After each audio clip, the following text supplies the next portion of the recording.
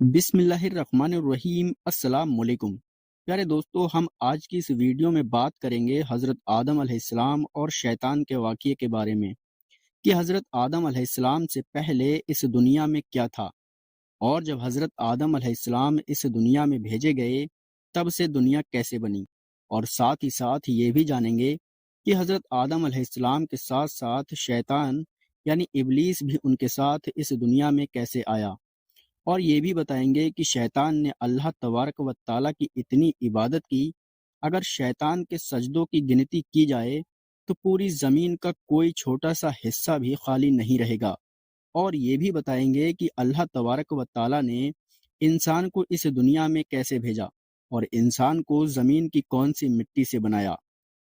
ان سارے سوالوں کے جواب جاننے کے لیے ہماری آج کی اس ویڈیو کو آخر تک ضرور دیکھیں، اور آپ لوگوں کو ہمارا یہ ویڈیو پسند آ رہا ہے تو ویڈیو کو لائک کرتے رہیں، اور اگر آپ ہمارے چینل پر نئے ہیں تو ہمارے چینل اسلامک اسٹڈیز کو سبسکرائب ضرور کریں، کیونکہ ایسے ہی اچھے اچھے واقعات ہم لاتے رہیں گے۔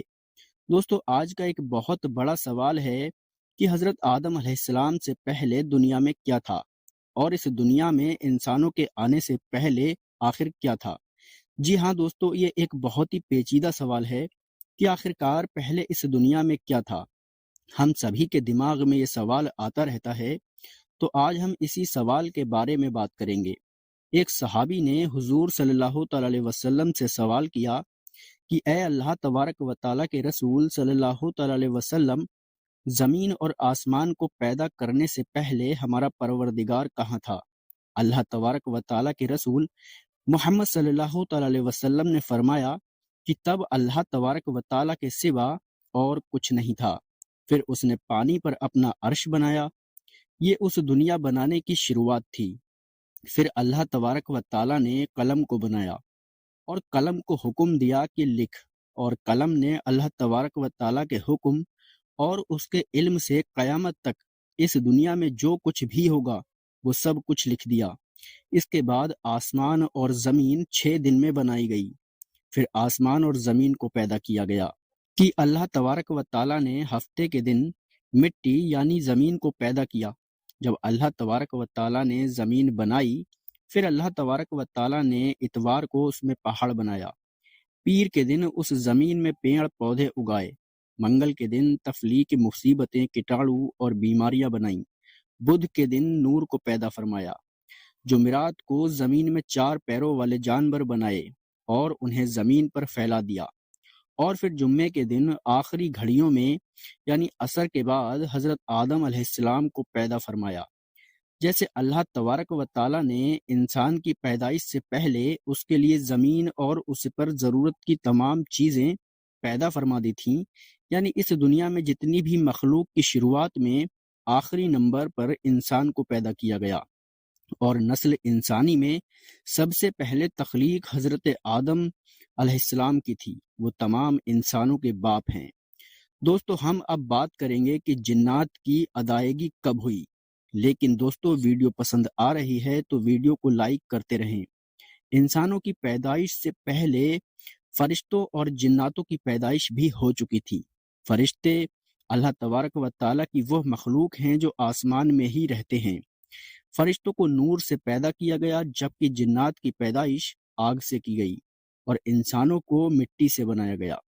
کچھ روایتوں سے پتہ چلتا ہے کہ حضرت آدم علیہ السلام سے 2000 سال پہلے جنات پیدا کیے گئے، اور شیطان جو کہ جنات کے سردار ہیں، شیطان کا اصل نام عزازل تھا، اور اس کی نافرمانی کے بعد اسے ابلیس کا نام دیا گیا۔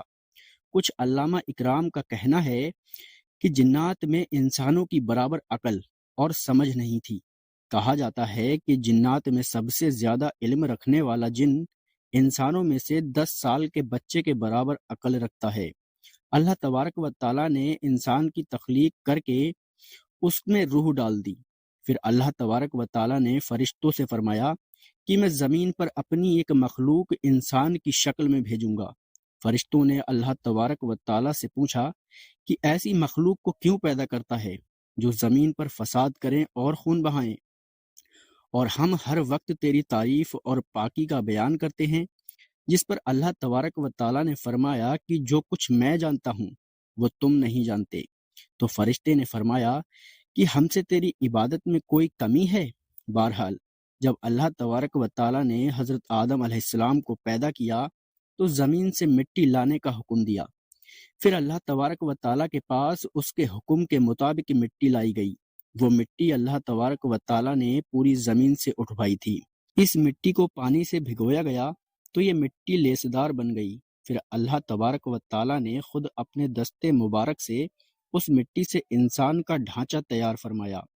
اللہ تبارک و تعالیٰ نے انسان کی تخلیق فرشتوں کے سپرد نہیں کی، بلکہ انسان کو خود ایک مورتی کی صورت میں ڈھال کر اس کے بعد ایک خاص وقت تک اس کو چھوڑے رکھا، یہاں تک کہ وہ گیلی مٹی سوکھ گئی اور اس کا رنگ کالا ہو گیا، اور پھر وہ سوکھ کر کے کھنکھناتی ہوئی مٹی بن گئی، اور آخر میں آگ پر پکی ہوئی مٹی کی صورت اختیار کر لی، یعنی آگ میں پکی ہوئی مٹی جیسی بن گئی۔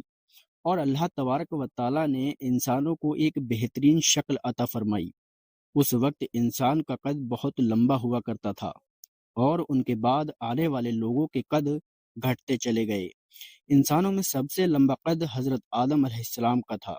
ایک روایت میں حضرت آدم علیہ السلام کا قد 60 ہاتھ بیان کیا گیا ہے۔ جب اللہ تبارک و تعالیٰ نے انسان کا ڈھانچہ بنا کر اسے سوکھنے کے لیے ایک خاص وقت تک چھوڑے رکھا تو اس ڈھانچے کو دیکھ کر یعنی شیطان اس کے ارد گرد چکر کاٹنے لگا۔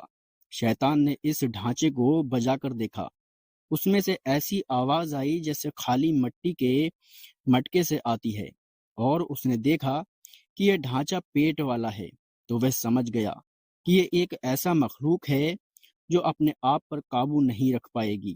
حضرت آدم علیہ السلام میں روح ڈالنے سے پہلے فرشتوں کا گزر اس ڈھانچے کے پاس سے ہوا تو وہ گھبرا گئے، اور ابلیس ڈھانچے کے آس پاس سے گزرا تو ٹھونکر مار کر کہتا ہے کہ تجھے اللہ تبارک و تعالیٰ نے کسی خاص مقصد کے لیے پیدا کیا گیا ہے۔ یہ کہہ کر وہ اس کے منہ کے راستے میں داخل ہوتا تھا اور کمر کے راستے سے باہر آ جاتا، اور پھر اس نے فرشتوں سے کہا کہ اس سے گھبرانے کی کوئی ضرورت نہیں ہے، اگر مجھے اس پر حاوی کیا گیا تو میں اسے خطرے میں ڈال دوں گا، اور اگر اسے مجھ پر حاوی کیا گیا تو میں یقیناً اس کی نافرمانی کروں گا۔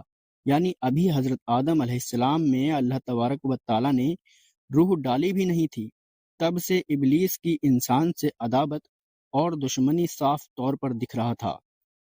پھر اللہ تبارک و تعالیٰ نے حضرت آدم علیہ السلام میں اپنے نور کے جیسی ہی روح اس بنائے ہوئے ڈھانچے میں سر کی طرف سے ڈالی گئی۔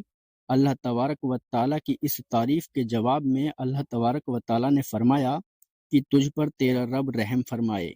جب حضرت آدم علیہ السلام میں روح پھونک دی گئی تو اللہ تبارک و تعالیٰ نے ان کی پونچھ یعنی پیٹھ مبارک پر ہاتھ پھیرا، جس سے قیامت تک کے آنے والے تمام انسان باہر آ گئے۔ حضرت آدم علیہ السلام کی تمام اولاد ان کے سامنے ظاہر ہو گئیں۔ یہ بات قرآن اور حدیث سے بھی ثابت ہے۔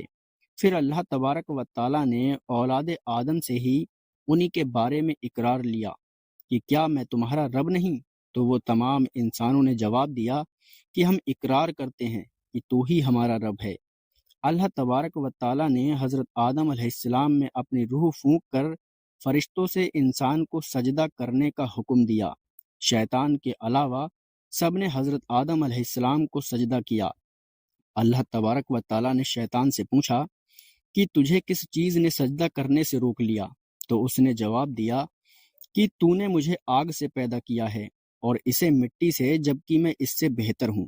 تو اللہ تبارک و تعالیٰ نے اس کے گھمنڈ پر اسے سزا دیتے ہوئے فرمایا، اس جنت سے اتر جا، تجھے کوئی حق نہیں کہ تو جنت میں رہ کر تکبر کرے۔ شیطان نے جواب میں کہا، مجھے قیامت تک کی مہلت دیجیے، یعنی کہ اتنی لمبی عمر دے دیجیے کہ قیامت تک مجھے موت نہ آئے، جبکہ تمام انسانوں کو دوبارہ زندہ کیا جائے گا۔ اللہ تبارک و تعالیٰ نے فرمایا کہ تجھے ایک فکس ٹائم تک مہلت دے دی جائے۔ پھر شیطان نے کہا کہ میں قسم کھاتا ہوں کہ میں انسانوں کی گمراہی کے لیے تیرے سیدھے راستے پر بیٹھ جاؤں گا، پھر میں ان کے آگے سے، پیچھے سے، دائیں سے، بائیں سے ان کے پاس آؤں گا، اور تو انہیں شکر گزار ہرگز نہیں پائے گا سوائے ان کے جو تیرے سچے بندے ہوں گے۔ اور وہ تیرے سچے بندے میرے بہکاوے میں نہیں آئیں گے۔ اللہ تبارک و تعالیٰ نے اسے ذلیل و رسوا کر کے وہاں سے نکال دیا اور فرمایا کہ ان میں سے جو شخص بھی تیرا حکم مانے گا میں ایسے تمام لوگوں میں سے جہنم کو بھر دوں گا، اور میرے بندوں پر تیرا کوئی اختیار نہیں ہوگا، یعنی کوئی ادھیکار نہیں ہوگا۔ اس طرح یہ صاف ہوا کہ سب سے پہلا گناہ تکبر تھا، اسی لیے علامہ اکرام کے مطابق تمام گناہوں کی جڑ تکبر یعنی گھمنڈ ہے۔ اللہ تبارک و تعالیٰ نے حضرت آدم علیہ السلام کو جاہل نہیں بلکہ علم والا پیدا کیا تھا۔